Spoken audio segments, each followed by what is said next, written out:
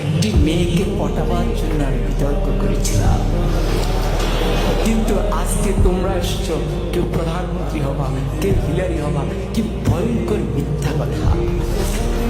কারণ আমি একটি মেয়েকে শুধু পটাতে চেয়েছিলাম, দিয়ে বিতর্ক দিয়ে। সে আমাকে পাত্তা দেয় না, সে আমার দিকে তাকায় না। আমি তখন অষ্টম শ্রেণীতে পড়ি, শুধু তার দিকে একবার তাকাবো, কি সেই কৌশল, কিন্তু সে তাকায় না। পরে ভাবলাম বিতর্ককে আশ্রয় করি, সেখানে যদি দাঁড়ায় তাহলে মেয়েটি মনে হয় আমার দিকে তাকিয়েই থাকবে। এই আশায় আমি বিতর্ক করেছিলাম। তো এরকম আশা নিয়ে একবার আমি সিলেট যাচ্ছিলাম। তখন আমি আর অষ্টম শ্রেণীর বালক নই, এয়ারপোর্ট স্টেশন থেকে উঠেছি। তো যাওয়ার সময় ট্রেন, সকালে সিলেটের ট্রেন, আমি উঠলাম। উঠে আমার সিটে গেলাম, দেখি আমার একটি সিট সামনে আরেকটি সিট, মানে ডাবল ডাবল না। পরে কেউ আসে না, পরে একটি মেয়ে আসে এবং মেয়েটি সামনে বসার পর আমি একটু সতেজ হয়ে গেলাম, পুরুষের মন তো। পরে মেয়েটি দেখলাম সাদা গাউন পরা, আমি বুঝলাম সে সিলেট মেডিকেল। তাহলে ভাবলাম যাক, মান সম্পন্নই হয়েছে।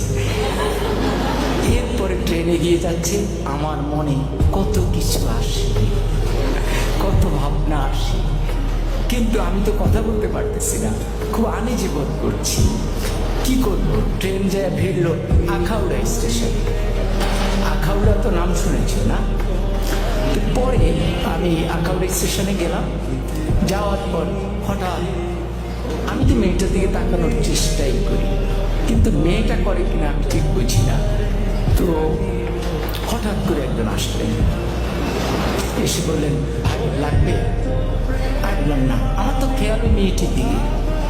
এরপরে উনি একটু দূরে গিয়ে দাঁড়ালেন। এবার আরেকজন আসলেন, উনি এসে বললেন লাগবে? আমি বললাম না। এবার উনিও গিয়ে দাঁড়ালেন, কেউ যাচ্ছে না।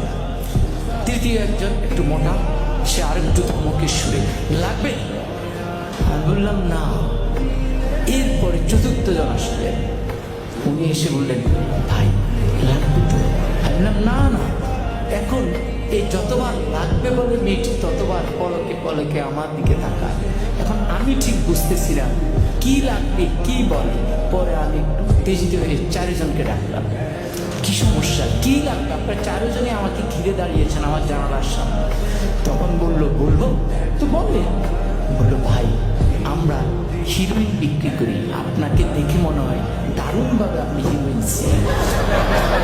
ফলে যে মেয়েটির কাছে আমি এয়ারপোর্টের সামনে নায়ক হয়ে উঠলাম, আখাউড়ায় হয়ে গেলাম হিরোইনসি, বাকি সময় আমি আর তার দিকে ভুলেও তাকাইনি।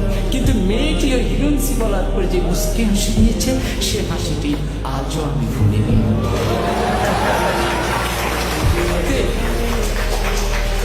অতএব বিতর্কটি এই জায়গায় ওই সূক্ষ্ম হাসিটি সুন্দরভাবে মনে রাখবার জন্য আজকে আমরা তোমাদেরকে ডেকেছি।